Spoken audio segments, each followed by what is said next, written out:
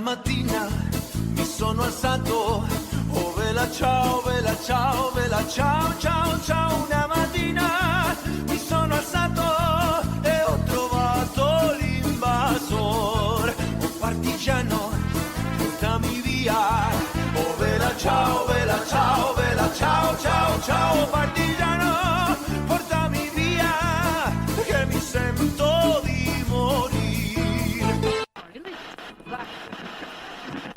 A seus postos, Aliança Rebelde, que vai começar o Desnazificando, seu podcast de iniciativa totalmente feminina, realizado pelas coordenadoras do Núcleo de Estudos e Pesquisas sobre Autoritarismo e Totalitarismo da UFMG. Nesse espaço, iremos falar sobre pesquisa, educação, nazismo, século XX e o que mais der na telha. Então, peguem seus cafés que a gente já vai começar. Oi, gente, aqui quem fala é a Maria Visconti. Aqui é a Ana Viana. E aqui é a Bárbara Deotti. E no episódio de hoje do Desnazificando, a gente vai falar sobre um tema que vocês já pediram muito pra gente, que a gente já falou um pouco, mas não tanto assim, que é o conceito de banalidade do mal. A gente está fazendo no Instagram a Semana da Hannah Arendt, né, em homenagem ao aniversário dessa filósofa que a gente ama tanto e que é um aporte teórico tão grande, tão importante aqui pra gente. E quando esse episódio for pro ar, já vai ser depois do aniversário dela. Então, esse episódio faz parte desse conteúdo, né, dessa semana especial que a gente está preparando e a gente espera que vocês gostem. E é isso, assim, o conceito de banalidade do mal possivelmente é o conceito mais famoso da Hannah Arendt, acho que bate de frente aí com o totalitarismo e é fruto da análise da filósofa do julgamento do nazista Adolf Eichmann em Jerusalém em 1961. Mas como que a gente pode definir esse conceito, né? Quais que são as possíveis aplicações? Será que a gente pode realmente falar de um mal banal na atualidade? E pensando nisso, hoje a gente chamou para bater um papo aqui com a gente o Adriano Correia, que é professor de Ética e Filosofia Política da Universidade Federal de Goiás. O Adriano é doutor em Filosofia pela Universidade Estadual de Campinas e realizou pesquisas de pós-doutorado na Freie Universität de Berlim e atualmente é um dos maiores pesquisadores brasileiros da obra da Hannah Arendt, com destaque para os livros Hannah Arendt, a Modernidade, Política, Economia e a Disputa por uma Fronteira, de 2014, Hannah Arendt, de 2010, e Transpondo o Abismo Hannah Arendt entre a Filosofia e a Política, de 2002. Ele também foi responsável pela revisão e apresentação das duas edições brasileiras de A Condição Humana, né, que é um livro bem famoso da Hannah Arendt. Então, acho que já deu para perceber que a gente está muito bem acompanhado aqui hoje, né? Então, vamos lá. Bom, gente, vocês sabem que a gente fala muito da Hannah Arendt desde o nosso episódio piloto, né? Nas redes sociais também a gente fala bastante sobre ela, mas a gente ainda não tinha feito um episódio mais elaborado sobre ela ou sobre algum aspecto da teoria dela, né? Mas desde que a gente pensou na ideia do podcast, né, do Desnazificando, eu já tinha em mente chamar o professor Adriano justamente para essa pauta, porque eu sabia que ia ser incrível, assim, então... Em primeiro lugar, eu quero agradecer, a gente quer agradecer, né, a disponibilidade do Adriano, o carinho por aceitar falar com a gente, né, e também por toda a atuação que ele tem nas redes sociais, principalmente nessa época da pandemia, assim, para quem não sabe, o Adriano participa de várias lives, aulas virtuais, vídeos no YouTube, enfim, faz de tudo, desde que a pandemia começou, assim, eu assisto tudo, sou fã de carteirinha. Então é isso, a gente está muito honrada, muito feliz, e a gente queria que você, sei lá, se apresentasse um pouquinho aí para os nossos ouvintes, se você quiser contar como que surgiu o seu interesse pela obra da Hannah Arendt, o que você está pesquisando atualmente aí, fica à vontade. Bom, eu que agradeço o convite que me foi feito pela Maria e também pela Ana, pela Bárbara, para participar do podcast Desnazificando. E eu trabalho com a obra da Hannah Arendt. Assim, o primeiro contato com a obra dela foi na minha graduação ainda. Era um pouco raro, porque a Arendt não era muito estudada na universidade naquela época. Eu estou falando de 94. Pelo menos assim nacionalmente. Eu sei que havia colegas no Rio, na PUC do Rio, e também no Direito da USP, né, do Largo de São Francisco e outros lugares, já havia um grande interesse, mas não era muito comum.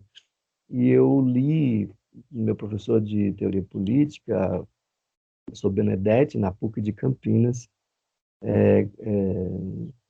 sugeriu que a gente lesse O que é Liberdade entre o Passado esse primeiro contato me chamou bastante atenção, mas foi muito mais no ano seguinte, quando eu fui pensar na minha pós-graduação, que, em conversa com um colega, ele sugeriu que eu tinha esse interesse pela obra de Arendt, que eu estudasse um pouco mais. E foi aí que,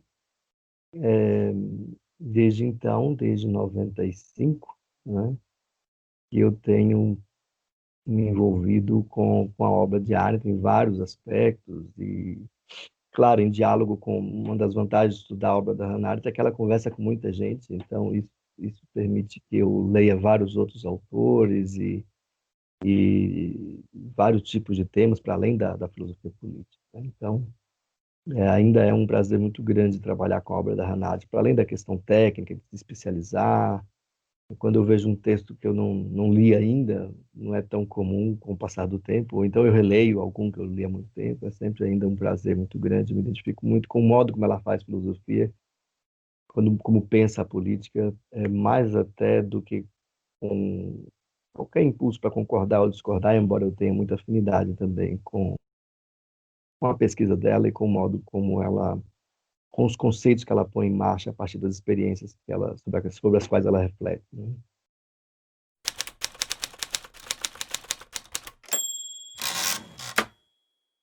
Bom, Adriana, então vamos lá, né? A gente sabe que a Hannah Arendt ela cunhou esse conceito de banalidade do mal, né, ao longo do julgamento do Adolf Eichmann em 1961. E na época ela já sofreu muitas críticas por conta desse conceito, né? Muita gente falava que ela tinha caído na lábia dos nazistas, que ela estava culpabilizando os judeus pelo Holocausto, enfim, né? Eu queria que você contasse para a gente primeiro um pouquinho mais sobre a elaboração desse conceito, sobre o julgamento, e como é que isso se deu na construção do pensamento da Hannah Arendt, né? Porque ela já vinha pensando o fenômeno totalitário desde Origens, né? Que é de uma década anterior de Eichmann em Jerusalém. Então, se você puder contar isso para a gente. Obrigado, Bárbara, pela pergunta. Veja, de fato, o percurso de Arendt com o conceito é bastante curioso, porque, veja, em Eichmann em Jerusalém, o conceito aparece duas vezes, duas vezes. Uma no subtítulo e uma no final do capítulo, antes do epílogo, né? Bom, não se faz isso, não é? Assim, se alguém for fazer uma dissertação e colocar no subtítulo, não é qualquer coisa, essa coisa tem de ser desenvolvida, né, no escopo do trabalho e tal. E Arendt recorre essa imagem, né, a banalidade do mal, mais importante do que no subtítulo, aliás, tão importante quanto, porque é o caso de você perguntar por que ela coloca no subtítulo algo que só aparece uma vez, né, ao longo do texto, né? Mas é curioso que ela recorre a essa imagem quando relata as falas dele quando ele se dirige, ele foi condenado à morte, né, e as últimas palavras dele, né? Ela dizia que uma das marcas do Eichmann, e ela foi a Jerusalém com a mesma expectativa dos outros que foram como jornalistas, repórteres, querendo ver um deles. Ela dizia assim, numa carta a Jaspers, por exemplo, querendo ver um deles, ela que foi vítima do nazismo, né, fugiu, foi apátrida, né, foi detida em campo de internamento, teve sua vida revirada, não é, por conta desse acontecimento. Ela queria ver um deles, era mais ou menos assim a motivação pessoal que ela dizia, e querendo ver como quem está querendo encontrar um monstro, e acho que foi um grande choque para ela, mas não só para ela, chega lá e encontrar aquela figura. Você vê em vídeos que tem disponíveis na internet sobre as falas, o modo como ele se comunicava, muito respeitosamente com a plateia, etc. Ao mesmo tempo, às vezes, incapaz de compreender as falas das pessoas ou mesmo de se expressar de modo adequado. Uma das coisas para as quais ela chama a atenção é que ele falava a linguagem burocrática, ele mesmo dizia isso, e recorria frequentemente a clichês. Isso foi decisivo para ela nesse momento em que aparece no texto a noção de banalidade do mal, né? O Eichmann dizia que não era religioso, mas que tinha uma crença numa força universal, não acreditava em vida após a morte, etc, etc. Mas quando se lhe dá a palavra para bom, perto de sua morte, ele simplesmente diz: olha, em breve, viva a Argentina, né? Viva a Áustria, viva a Alemanha, por onde ele havia passado, né? E nascido. Em breve nos reencontraremos todos. Aí ela grifa essa parte, né? E fala uma série de clichês da oratória fúnebre, e como que se entusiasmou e esqueceu que era ele né, que estava ali para morrer, né? E ela diz isso, assim, é uma espécie de lição sobre a banalidade do mal, que tem a ver, penso eu, de início, com um descompasso entre a magnitude dos acontecimentos e dos males cometidos, dos danos cometidos, e a estatura do malfeitor. Não é? Isso era decisivo para ela, ela vai elaborar isso um pouco depois.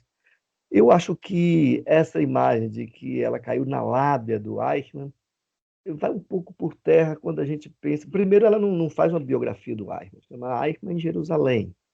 E o modo como ela reconstrói o Eichmann é a partir dos depoimentos dele, dos depoimentos de outras pessoas, a partir dos autos, a gente poderia dizer, né?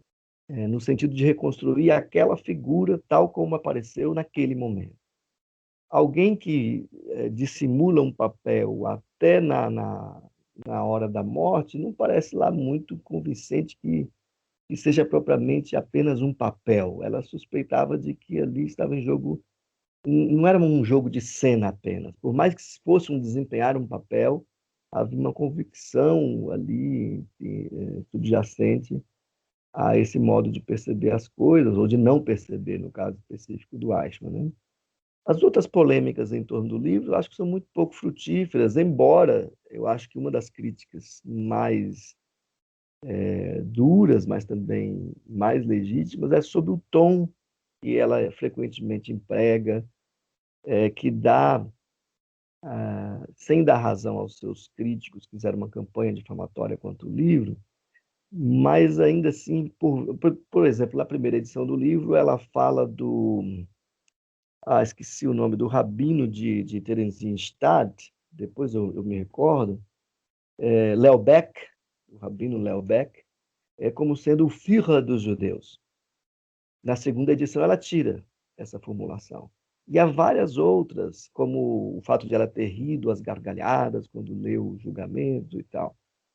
Mas há outras questões que têm a ver com a tipificação que me parecem mais legítimas, como, por exemplo, tratá-lo como um palhaço. Não um palhaço no sentido cômico, mas como alguém que não tem dimensão do que está em jogo ali. É claro que isso, palhaços talvez não gostassem de ser comparados com Eichmann, né? Mas eu acho que ela dizia um pouco assim, essa figura ou não sabia ou fingia muito bem não saber do que estava em jogo, o que estava em jogo, não é? Agora, Eichmann não estava previsto em Origens do Totalitarismo. É curioso isso.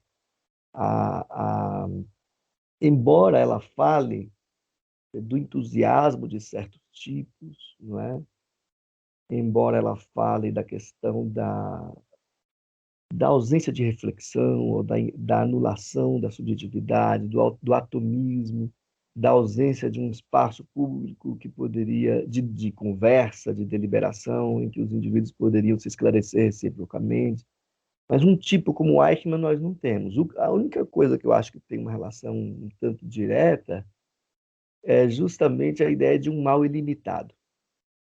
E é aí que eu acho que tem uma conexão possível com a própria noção de banalidade do mal.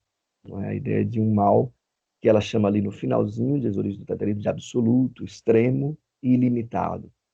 Em uma troca quando o Jaspers lê o livro, ele diz assim, olha, a primeira coisa que eu acho que tem a ver com Eichmann Jerusalém, a própria noção de banalidade do mal, é essa troca de cartas dela com o Jaspers, em que o Jaspers assim diz, olha, você diz inaudito, absoluto, tome cuidado para não mitologizar o horrível e não conceder a essa gente o benefício da mística, não é? Eles são apenas bactérias que causam um dano extraordinário, mas não ficam com maior estatura por conta disso. Eu acho que essa metáfora reaparece depois na resposta dela ao Gershon Scholem, por exemplo, quando ela fala de fungos sobre a superfície e não mais a ideia de bactérias que devastam o mundo, justamente porque não são enraizadas. Então, ela conserva a ideia de um mal ilimitado, porque não é barrado nem pelas perversões do perpetrador. Seriam seus limites, suas obsessões, né? Suas perversões, o que quer que seja, suas tentações. Né? Acho que é um pouco nessa direção, Bárbara. Obrigado. Nossa, muito bom, muito interessante essa comparação do Jaspers, né? Ele é muito, muito bom também, né? Eu amo aquele livro dele, A Questão da Culpa, acho assim espetacular. E uma outra coisa que a gente elaborou aqui para te perguntar, Adriano, e que vai também um pouco no sentido da sua fala, né? Algo que você já sinalizou aí, é justamente a dificuldade de compreensão em torno dessa ideia do banal, né? Da banalidade. Né, você poderia contar um pouquinho mais para a gente sobre o que significaria, então, esse mal banal, né, esse mal que surge aí da ausência de pensamento, né, que verdadeiramente não tem a ver com alguma coisa que é corriqueira? Obrigado, Ana, pela pergunta. Veja, recentemente, refletindo sobre isso, e tenho sido demandado muito a refletir sobre isso, porque as pessoas estão interessadas, ou seja, para além da relevância teórica, né, da relevância para a história da filosofia moral, para a filosofia moral contemporânea, né, para a ética, há uma inquietação com o vigor disso para pensar nossos tempos, certas experiências dos nossos tempos, né? Uma das coisas que eu fui me dar conta muito recentemente, inclusive recorrendo a várias edições da obra, por exemplo, em alemão é Banalität, não é? É assim como, bom, é um cognato, como em português e em inglês. E, curiosamente, em inglês, português e alemão, a palavra banalidade tem um sentido muito próximo. E não me parece hoje em dia que tenha sido uma palavra feliz. Assim, que ela tenha ajudado a compreender. Porque, veja, uma das primeiras críticas que ela recebeu em relação ao termo mesmo, e ela, em várias das objeções, ela simplesmente não responde. Não é? Mas depois de um tempo, ela começa a separar as críticas que seriam importantes para compreender aquele acontecimento, daquelas que simplesmente promoviam uma difamação organizada, etc. Né? E uma das coisas que ela tenta responder é o uso da expressão banalidade do mal. De fato, quando se fala em algo banal, a gente sempre pensa em trivial, um lugar comum, não é? E ela responde, quando foi acusada de um lugar comum, ela diz que eu saiba, ninguém falou isso antes de mim, então como é que vai ser um lugar comum? Mas não se trata da expressão mesma ser um lugar comum, eu penso. As críticas me parecem bem dirigidas quando indicam que a noção de banalidade dá a dimensão de uma certa trivialidade, não é? Isso é definição de dicionário, né? Que a gente pode consultar. E me parece que o mais decisivo no conceito é algo que tem a ver com ele, mas que não é o núcleo do seu sentido, que é a noção de superficialidade, de ausência de profundidade. Raramente a gente vai utilizar, em muito poucas circunstâncias, fora né, desse contexto específico, a gente vai utilizar banal para falar de superficial, embora haja, sim, uma conexão, né, uma remota. Eu não sei se haveria uma outra palavra, mas quando eu leio banalidade do mal em Arendt, eu penso sempre em termos de superficialidade, não está enraizado. E aí tem conexão direta com essa questão do pensamento, como você menciona, não é? Ela diz do Eichmann, por exemplo, que o que era caracteristicamente decisivo de sua personalidade era a sua incapacidade de pensar. E ela coloca logo em seguida, ou seja, a incapacidade de ver qualquer coisa de um ponto de vista que não fosse aquele no qual ele estava preso e atrelado. Faltava ao Eichmann a imaginação que mais tarde ela tanto destacará para poder figurar em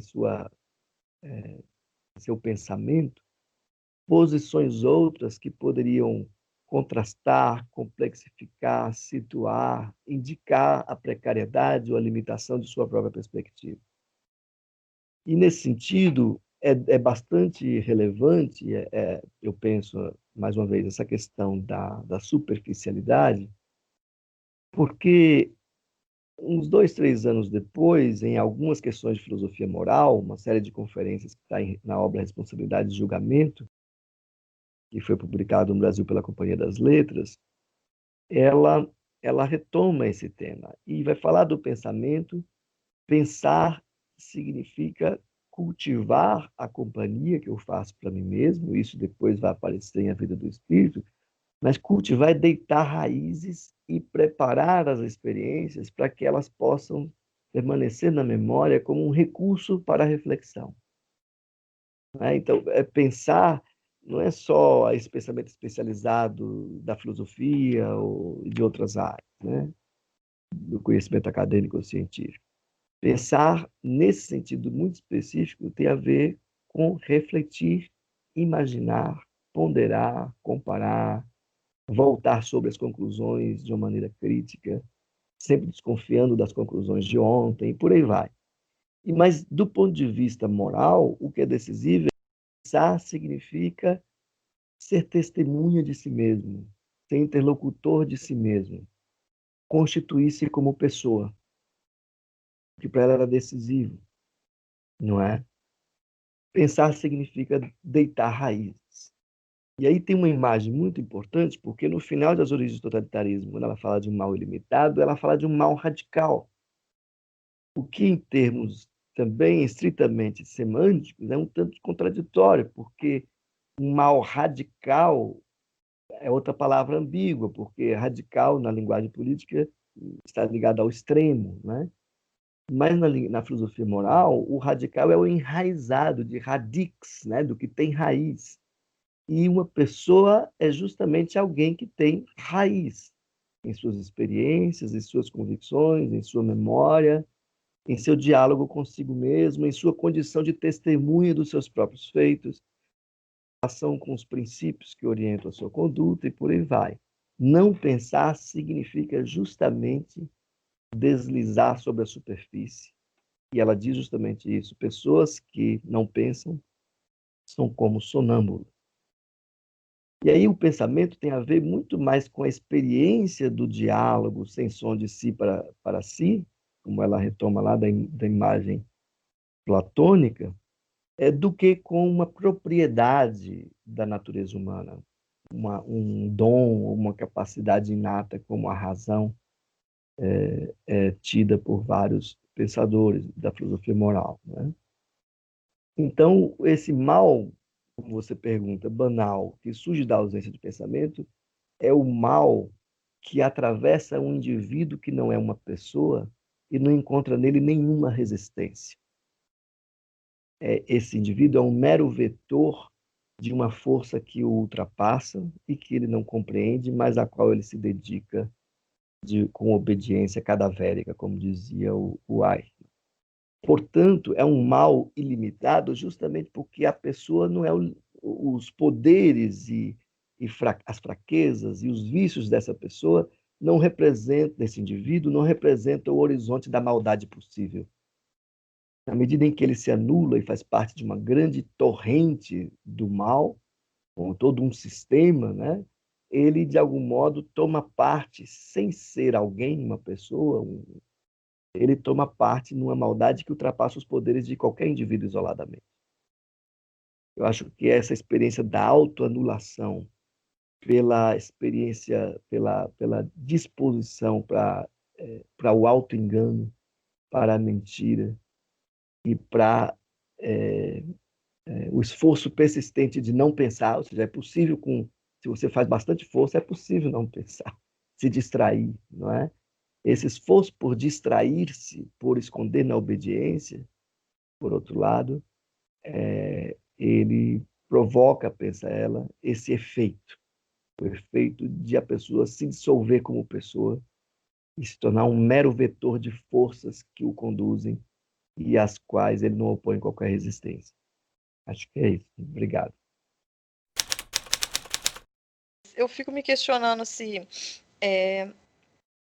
como esse mal banal é um mal novo, né, um mal que surgiu com a experiência do totalitarismo, ela então compreende que existe uma outra forma de mal, que seria um mal mais tradicional, entre aspas, digamos assim, e que o mal que o Eichmann está perpetrando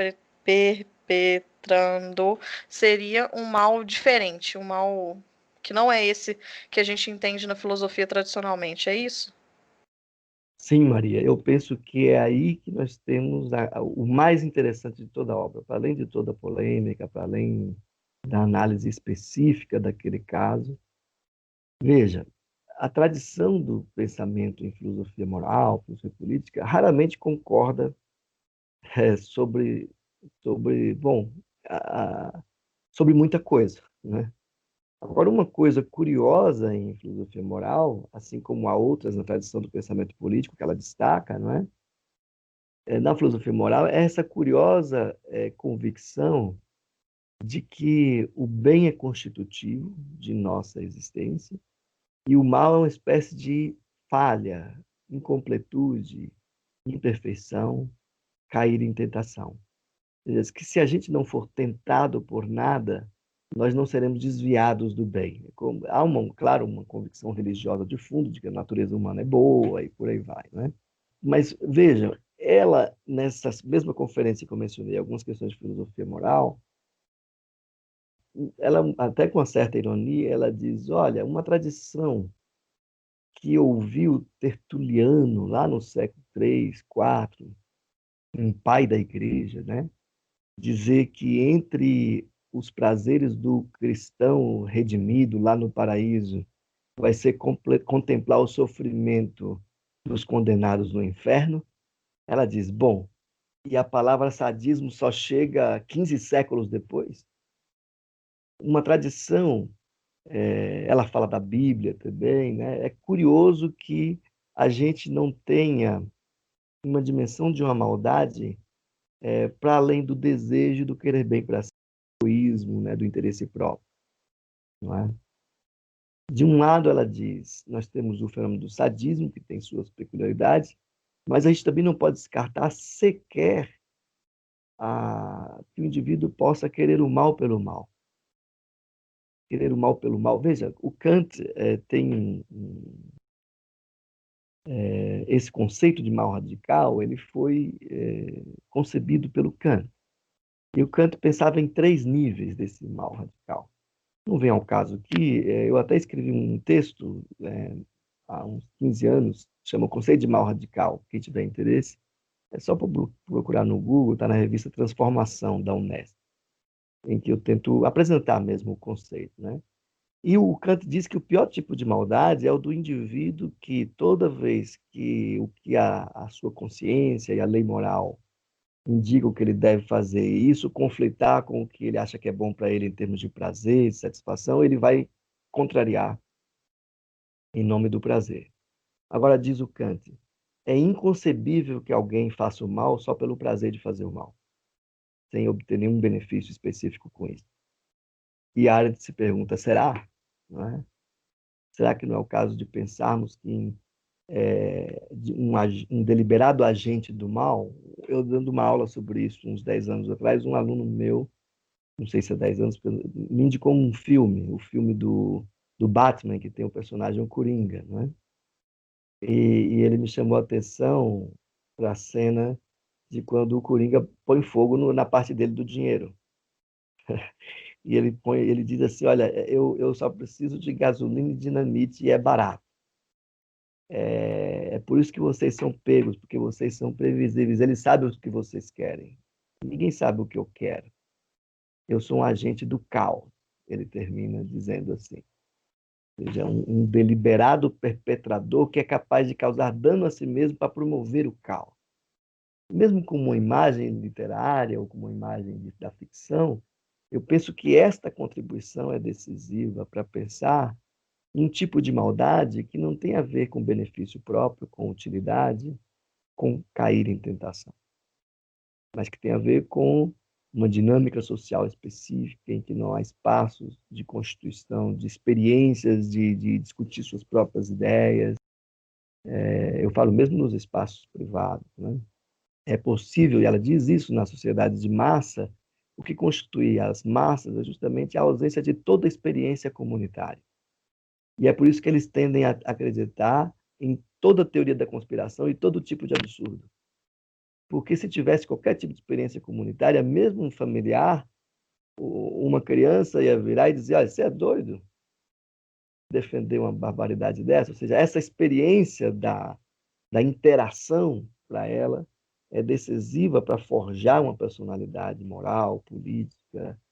E se você não tem isso, é muito possível que você possa ser tragado pela torrente dos acontecimentos sem oferecer resistência. Não é? Acho que é um pouco isso. Então, eu acho que há sim uma contribuição específica de filosofia moral, de dizer que a consciência moral não é uma propriedade, é que se você não cultiva, você não tem. Acho que esse é um dos aspectos decisivos para ela. E que os piores males não são aqueles que têm a ver com os nossos desejos e com cair em tentação, ou mesmo com as nossas obsessões. Os piores males são aqueles que não têm a ver com nenhum indivíduo em específico e que os atravessa a todos e os leva como numa torrente, não é? Em que eles são atomizados e anonimamente conduzidos, e suas forças são, então, elementos de potencialização dessa maldade sem que eles mesmos contribuam com sua personalidade para nada de específico da natureza desse evento. Acho que isso dá o que pensar. Eu confesso que nunca li um texto sobre esse tema que explorasse muito essa direção. E eu mesmo não sei muito bem como explorar, mas eu acho que é o caso de perceber esse vigor também. Obrigado. Adriano, você mencionou essa questão do Kant, né, da questão do mal radical, e assim, o Kant é uma das grandes referências da Arendt, né, acho que por toda a obra dela, assim, ela é fã de carteirinha do Kant, a gente sempre vê ela, né, mencionando ele, dialogando com ele, e você também falou, assim, sobre essa importância do pensamento, né, no caso, da ausência de pensamento para dissolução do indivíduo, que então se torna esse vetor para o mal, né, então, pensando assim, nesse sentido, né, acho que uma das críticas que a Arendt recebe é sobre essa visão que ela tem do processo de pensamento. E aí, eu queria talvez que você refletisse sobre a questão de que será que o pensamento pode então evitar o mal, já que a ausência dele pode levar a esse novo tipo de mal, assim, né? Olha, então, obrigado pela pergunta, Bárbara. Essa é a pergunta que ela se faz lá no prefácio de A Vida do Espírito, não é? Mas que, em certo sentido, eu penso que está em toda a obra dela depois da publicação do Ais por Jerusalém, e que subjaz a polêmica mesma em torno do livro, né? Que tem vários elementos, que acho que aqui a gente tem um foco muito específico, mas tem vários outros elementos, em termos jurídicos, em termos de precisão histórica, né? das análises dela, e por aí vai. O próprio estilo, como eu disse, né? Como ela diz que o que é marcante na personalidade do Eichmann é a incapacidade de pensar, é como se ela dissesse que isso explicaria, por assim dizer, né, o fato de ele estar onde estava, não é? E ter feito o que fez. E eu acho que a partir daí ela se faz a outra pergunta, é como se dissesse: e se ele pensasse? Não é? E aí pensar em que sentido? O Eichmann tinha uma habilidade extraordinária de organização, logística e por aí vai. Não se trata de raciocínio ou de burrice nesses termos, não é? E mesmo que ela chame muita atenção dele, sobre ele, para o seu uso de clichês, Eu li boa parte das sessões do julgamento do Eichmann, que estão disponíveis online, né, em vários idiomas, e eu li em inglês e uma parte em alemão. Ele se comunica até muito bem. Naquele caso em que ela menciona, ele mencionando Kant, não é? Ele diz que era kantiano, né? Para desespero dos kantianos e de Arendt também, né? E, claro, ela se apressa a dizer que é absurdo isso, mas o que ele queria dizer com isso, não é? No fim, o Kant, para ele, representava só a ideia do grande dever e da grande obediência, mas uma obediência heterônoma, né? Que não tem a ver com obedecer a si mesmo, no uso da razão, né? Mas eu acho que se Arendt... Bom, então, antes de voltar ao Kant, depois eu falo um pouco mais dele. Mas veja, ela vai ao Sócrates para encontrar uma imagem do pensamento como uma experiência que tem implicações morais. Não é todo o pensamento que nos ajuda a ser mais capazes de julgar melhor as questões morais. Você pode, inclusive, ser um grande conhecedor do conceito de sabedoria prática na Ética Nicômaco de Aristóteles e se aliar ao nazismo, como Heidegger e outros. O tipo de pensamento que está em jogo aí não é a erudição, não é a especialização, não é o conhecimento dos universais. É um tipo de atividade incessante por meio da qual processar as experiências de modo que elas possam permanecer na memória, como acontecimentos que podem ser narrados, mas também como acontecimentos que provocam certas reflexões, que, por sua vez, geram um certo aprendizado, não é? Uma sabedoria prática mesmo, sem me preocupar aí com o quanto isso é aristotélico ou não, mas tem a ver com, claro que é um bastante aristotélico, né? Mas com um tipo de saber que não se constitui sem a experiência e sem o revisitar constante das próprias convicções, dos princípios que orientam a conduta, inclusive para averiguar se eles estão sendo capazes de me orientar de fato. Então eu penso que para ela, e ela diz isso textualmente, trata-se de um tipo de pensamento, que é esse conversar permanente de si para si, lidando com a memória, lidando com os acontecimentos, lidando com os arrependimentos, lidando com os princípios que um dia eu já tive e abandonei, com os princípios que eu tenho agora e estou revisando, e por aí vai, né? Kant é um dos autores mais citados por ela quando pensa a questão da moral. Mas a impressão que eu tenho, ao contrário de muita gente que eu respeito muito, mas como o Richard Bernstein, que foi inclusive meu supervisor de pós-doutorado na New School há uns 3 anos, ou o Henry Allison, que é um estudioso admirável da obra de Kant. Ao contrário deles, eu penso que a Arendt encontra em Kant um grande adversário, nesse caso específico. Essa ideia de que a consciência moral é uma propriedade da nossa condição de entes racionais, ou seja, uma razão que meramente por ser razão é apta a discernir o bem e o mal, que supostamente já estaria em cada situação, e que mesmo o indivíduo dotado de consciência moral, ele age, a sua conduta não é moral porque ele é atraído por suas inclinações. Todo esse esquema, penso eu, tradicional, que o Kant dá uma moldura, não é? Bastante convincente, é justamente o que está em questão, no sentido de dizer que lugar teria Eichmann na filosofia moral de Kant. E eu penso que a resposta de Arendt seria nenhum. Kant sequer sabia o que fazer com os sádicos. Imagine com alguém como Eichmann. Alguém como ela tipificou o Eichmann. E aí não vem ao caso se, assim como o Coringa, se existe Eichmanns por aí, né? Ou se é um tipo que, né, encarna de vez em quando.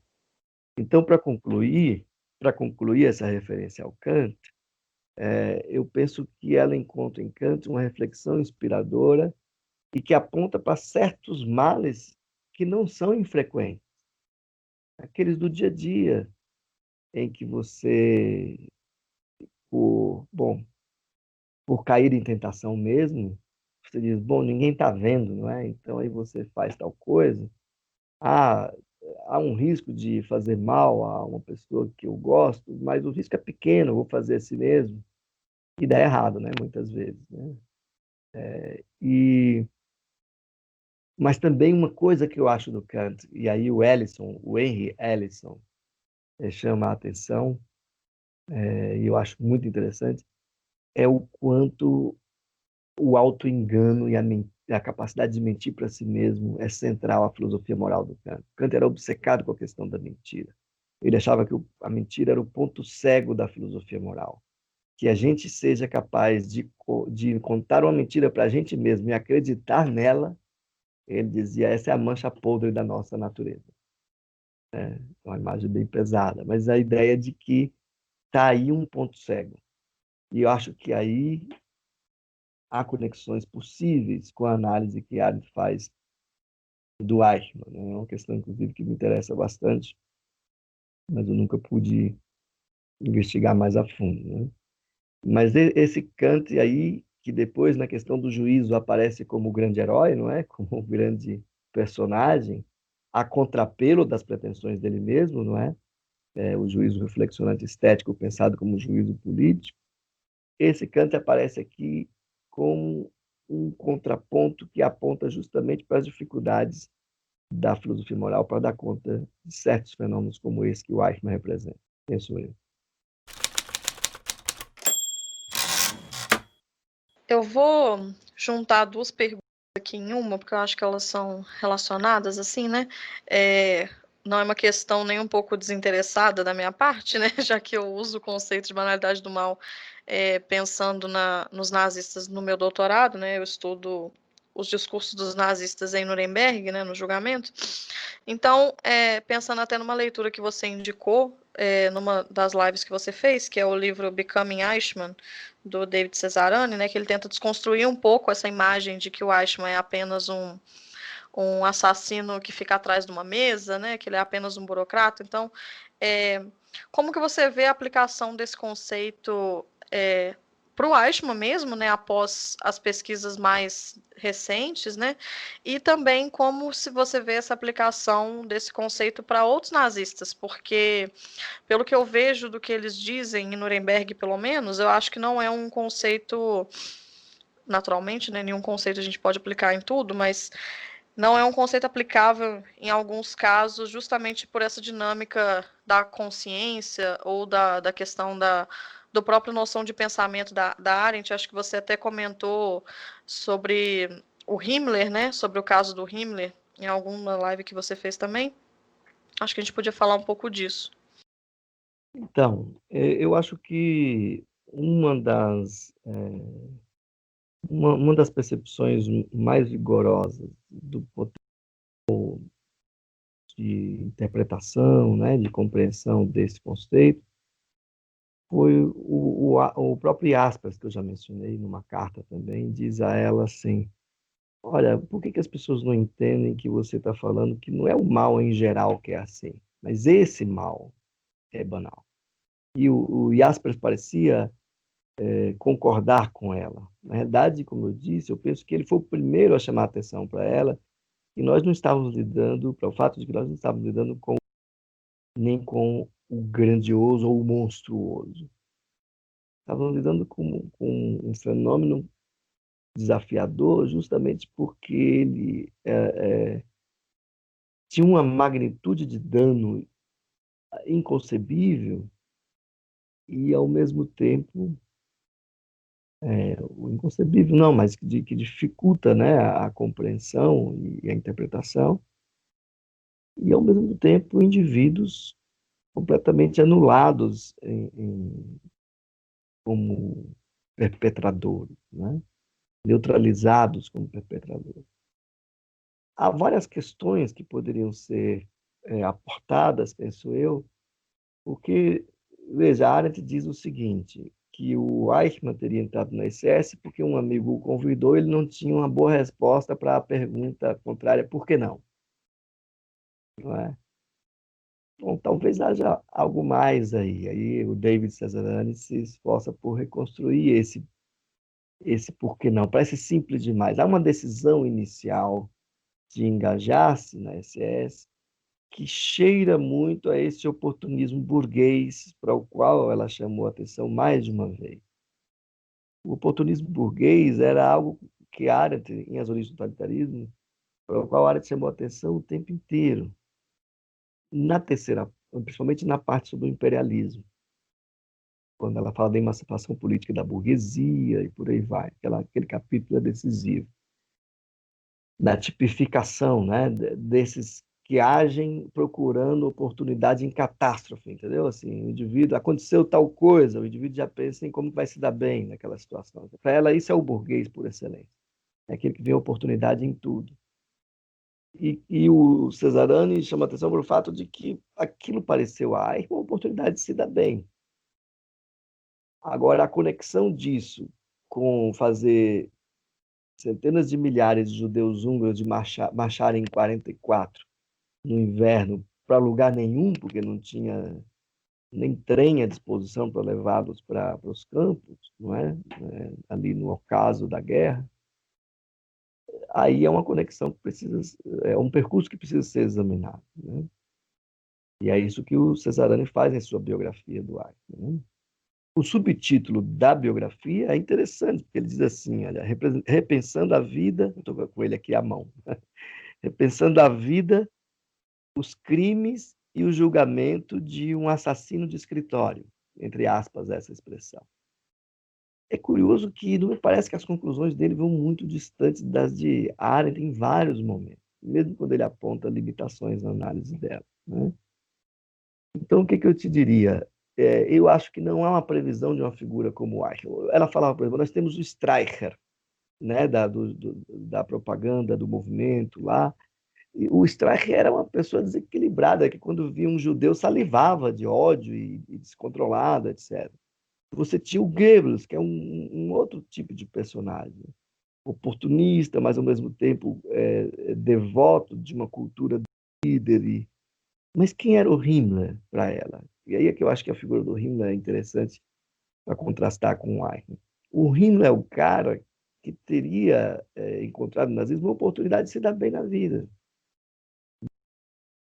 Virado de cabeça para baixo, ocupar uma posição social que ele nunca ocuparia.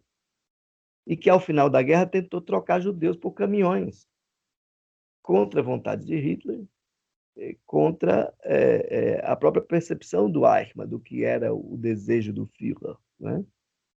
E o retrato que ela faz do Himmler, no final do primeiro capítulo de As Origens do Totalitarismo, eu não estou com o livro aqui à mão, mas ela o caracteriza como o perfeito filisteu. Alguém para quem os horizontes de valor nunca ultrapassa a sua vida estritamente privada. Portanto, não um nazista convicto para quem nem os indivíduos, para eles mesmos, são relevantes. Para ser nazista, o indivíduo tem consciência da própria descartabilidade. O primeiro parágrafo desse primeiro capítulo chama a atenção justamente para o quanto, inclusive, o totalitarismo estaria estabelecido e consolidado quando nem o Führer fosse indispensável. E o Hitler dizia isso com frequência em seus discursos à mesa, que é o que ela está citando ali, um livro, né, que foi publicado na época, pouco depois do final da guerra. Então, só para dizer, tentando... Eu acho que é um conceito que ele tem vigor não porque sirva para muita coisa, para toda e qualquer situação, todo e qualquer tipo de mal. Eu diria que esse tipo de mal depende de toda uma estrutura que sobrepassa as escolhas individuais. Então, ele não é tão frequente quanto a gente poderia supor, mas também não é tão distante como a gente poderia desejar. Então, em tempos de crise, as oportunidades de se tornar alguém como Eichmann se ampliam, não é? Eu lembro de um houve em 72 um seminário sobre a obra de Arendt na Universidade de Montreal, em Toronto, e estavam Hans Jonas, sei lá, Macpherson, Mary McCarthy, amiga dela, o próprio Richard Bernstein, um monte de gente muito conhecida, Charles Macpherson, um importante estudioso do liberalismo e tal, e vários outros. E eu lembro de eu traduzi isso, chama Sobre Hannah Arendt, também está na internet. E o curioso, eles fizeram o congresso sobre ela, a convidaram e ela foi. E uma das sessões do congresso é justamente ela conversando com toda essa gente abertamente. Deve ter durado um tempão, porque, olha, só do que eu traduzi tem 40 páginas quase. São recortes. Então, sei lá, 1 hora e tanto conversando com esse povo, pelo menos. E um deles diz assim, eu concordo muito com a senhora, com essa ideia de que há um Eichmann em cada um de nós. Aí ela interrompe, o cara diz assim, olha, pode ter em você, em mim não tem. Eu nunca disse em lugar nenhum que há um Eichmann em cada um de nós, o que também eu nunca disse que não há Eichmanns por aí. Não é? O que é pavoroso em figuras como Eichmann é que a gente deve temê-los mais do que aos vilões. Porque os vilões, eles são orientados pelos seus afetos, por suas obsessões, por seus vícios. E eles chamam a atenção, porque quando o Streicher está na frente de um judeu, ele não consegue disfarçar. Quando o Iago está na frente do Mouro, Otelo, ele não consegue disfarçar, ele sua de nervoso e de inveja. Esse tipo de malfeitor, diz ela, deve ser menos temido, até porque o horizonte de sua maldade é o horizonte de sua estatura como indivíduo. A questão do Eichmann é que se há centenas como eles, e por trás um indivíduo que não é um Eichmann, mas que é um líder de massas, uma personalidade carismática, ideologicamente orientado, que sabe para onde direcionar o ódio difuso contra tudo e contra todos, de que ela fala sobre o período entre guerras, né, nas origens do totalitarismo, aí nós temos, sim, uma catástrofe que ultrapassa as dimensões da moral e ganha um sentido político muito decisivo. Então, uma das coisas lamentáveis nessa ideia do banal do conceito é que essa expressão banalidade do mal fez com que o termo se prestasse a um uso coloquial. Muito. As pessoas falam de banalidade como de banalização, trivialização, algo que se tornou muito comum, então é banal, né? Não é específico, não é singular, não é? Então, se você procura nos jornais, quase todo dia tem alguém usando o conceito para alguma coisa. E vai dizer o quê? A pessoa está tentando compreender e o conceito está aí. Não é? Agora, eu acho que há um sentido mais amplo e que tem a ver com fenômenos de massa, que eu acho que são decisivos para o contemporâneo. Não é?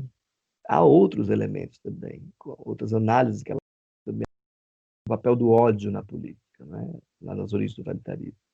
Aqui é o papel da indiferença burocrática. Eu só estou fazendo minha função, eu só estou carimbando tais coisas. Mas são cartas que vão levar pessoas para Auschwitz. Eu continuo carimbando, eu carimbo aqui há 20 anos. Eu não respondo pelo que está dentro do... Então, essa disposição é o que para ela era, primeiro, uma indiferença ao sentido específico daquelas ações, e, de outro lado, um elemento que é importante, não tanto nas burocracias, mas nas estruturas militares, que é o culto à obediência. E uma obediência cadavérica. Cadavérica quer dizer, é uma obediência que não tem resistência, é a obediência de um morto, de alguém que nunca vai dizer, olha, isso eu não faço. Então, há essa dimensão do burocrata que tem um fundo moral e político importante. E é por isso que, para concluir, ela conclui o texto Responsabilidade Pessoal sobre a Ditadura, dizendo que a palavra obediência deveria ser riscada do vocabulário moral e político. E aí pensem em obediência, dever. Pensem aí Kant de novo. É contra Kant que ela está dizendo isso também. Mas seria nessa direção.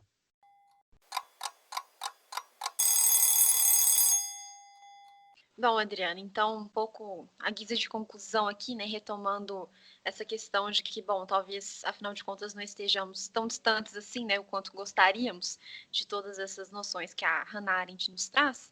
Como você acha que a gente pode pensar sobre a aplicação do conceito de banalidade do mal na atualidade? Você acha que é possível, né, que sejam feitas relações tanto com o Brasil quanto em outros países, né, que estejam passando por movimentos que sejam autoritários, que sejam fascistas? Como você vê aí essa possibilidade nos dias de hoje? Obrigado, Ana. Olha, tem a ver com o que eu acabei de falar um pouco, não é? Mas, veja, eu acho que é um contexto bastante distinto, não é? O Eichmann realmente parecia ter uma concepção da obediência como algo, o obedecer aos superiores, à ordem vigente e tal. Eu não sei o quanto isso é decisivo num contexto como o nosso. Eu tendo a pensar que o que nós temos é muito mais uma multidão de Himmlers torcendo para que não dê errado, não é? Assim, muita gente que aprendeu o poder que a compreensão da sociedade em termos de amigo e inimigo e, portanto, do ódio sistemático contra grupos, tipos, o poder que isso tem de mobilização, de engajamento, de distração, de ignorância, de cultivo da ignorância no sentido do jogar areia nos próprios olhos, que é uma metáfora que o Kant utiliza para falar do auto-engano, né? Então, eu acho que, eu não sei se a gente poderia encontrar Eichmanns por aí, até porque se existir, e é provável que existam, penso eu, estão anônimos, como o próprio Eichmann, chefe do departamento 4B4, uma das 20 e poucas pessoas que estavam na conferência de Wannsee, alguém com uma patente relativamente baixa pelo tamanho da responsabilidade que tinha, e dizia que essa era a sua maior frustração, dizia isso para os judeus, mas que parece que é citado uma ou duas vezes só no julgamento de Nuremberg.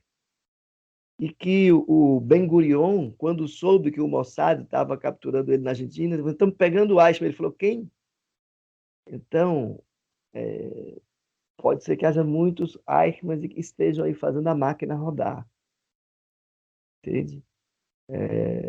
Não por convicção ideológica, como o Streicher ou o próprio Goebbels, não por uma noção de dever,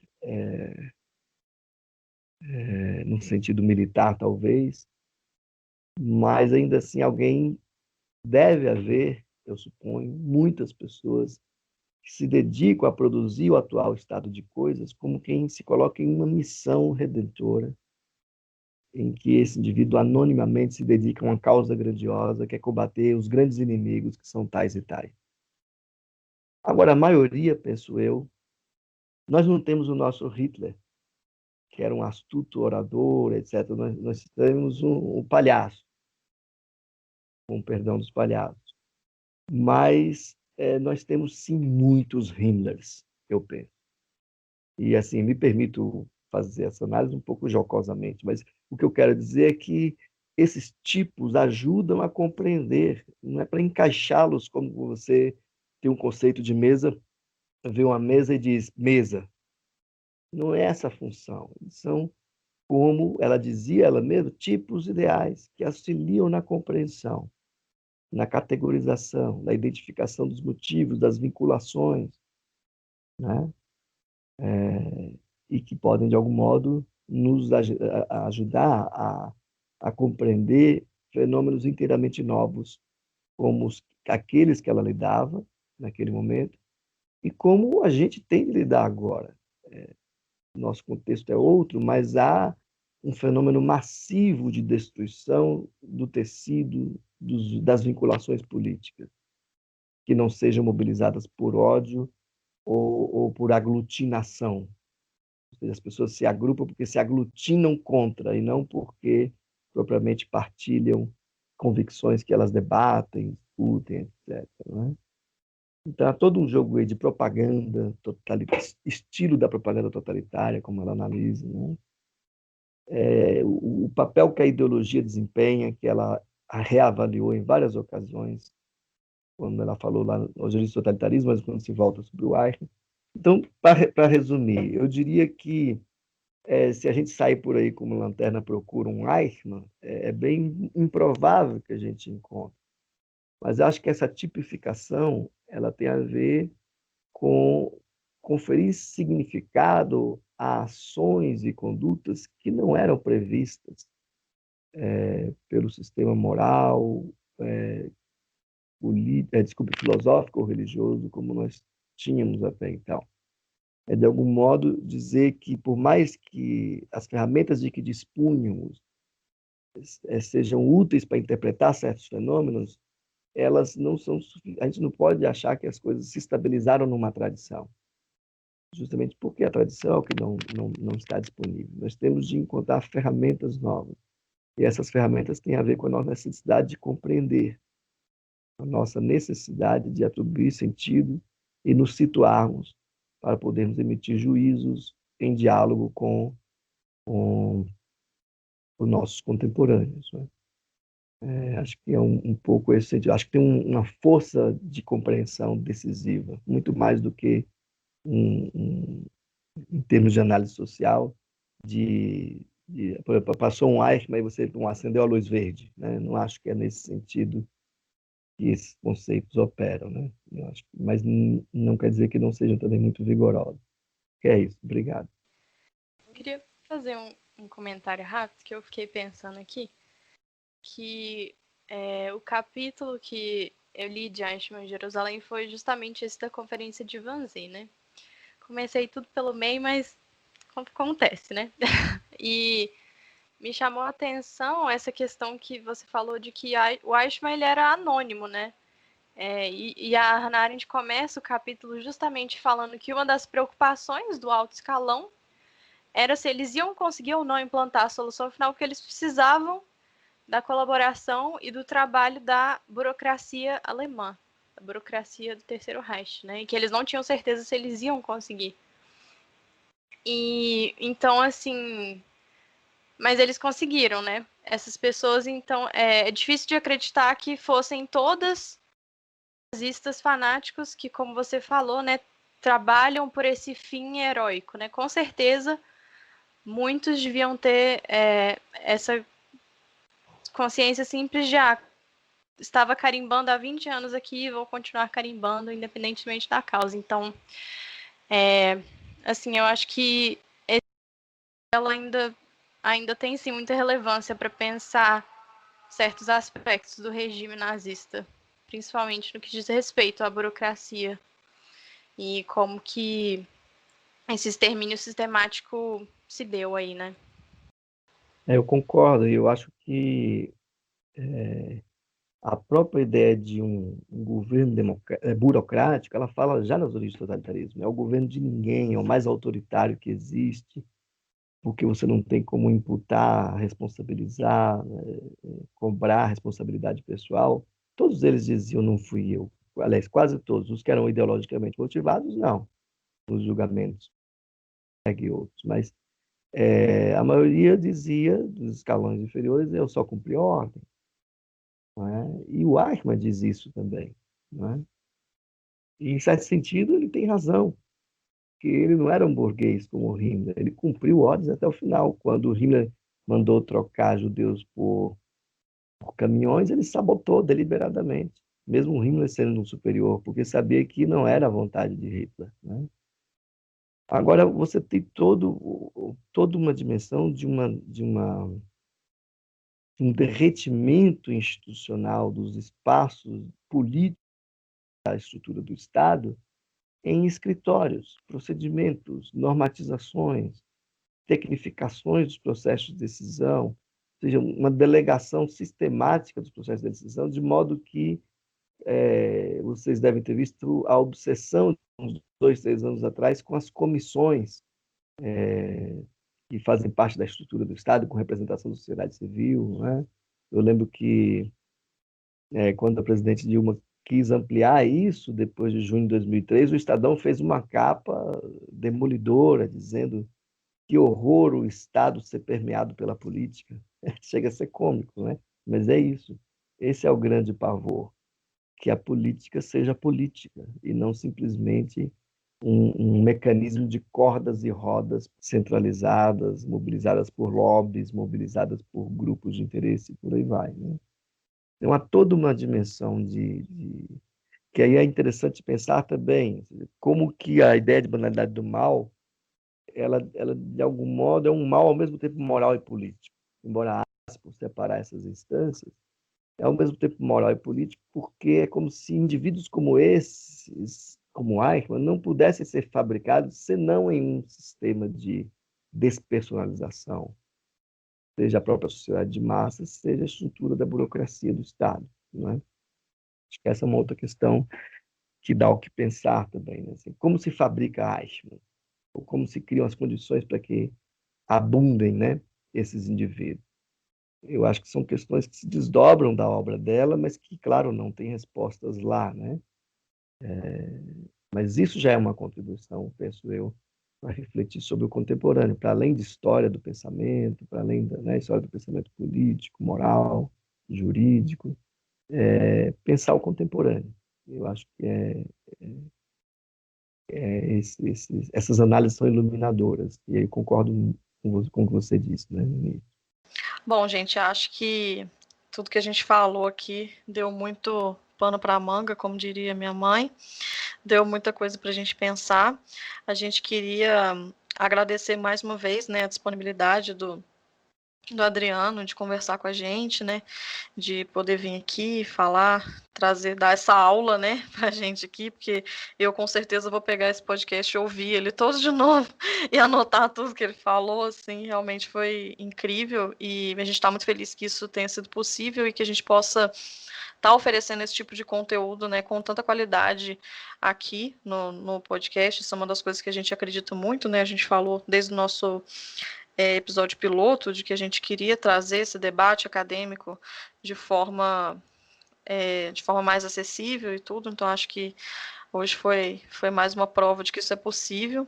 Eu acho que o que fica disso tudo, né, é bem o que o Adriano falou, né, a importância do pensamento da Hannah Arendt na atualidade e como que a gente ainda pode muito, né, aprender com tudo que ela fala e com as formas como ela pensa e como ela, principalmente, entende a política, né, que foi essa fala final dele, afinal, como ela própria diz, né, naquele filme, naquela entrevista que ela faz, né, se os outros compreendem como ela compreendeu, dá um sentimento de que nós estamos entre iguais, né, então, que esse podcast também possa ser uma tentativa de manutenção de uma forma de esfera pública. Então, de novo, Adriano, muito obrigada, a gente está muito feliz que você participou, e é isso, gente, até a próxima. Eu quero agradecer, de fato, o convite, é um tema que me interessa muito. Acho um tema muito difícil, porque não porque os textos sejam difíceis, mas a questão mesmo, né? As experiências e tal, e conversar sobre esses temas tem sido muito bom aí para os interesses mais acadêmicos que eu tenho também, de identificar experiências, identificar, para além da leitura dos textos, assim, mas de pensar o que está envolvido, não é? Então, eu agradeço a oportunidade também de ter estado aqui com vocês e agradeço pelas questões também que fizeram pensar. Boa sorte ao podcast, à série.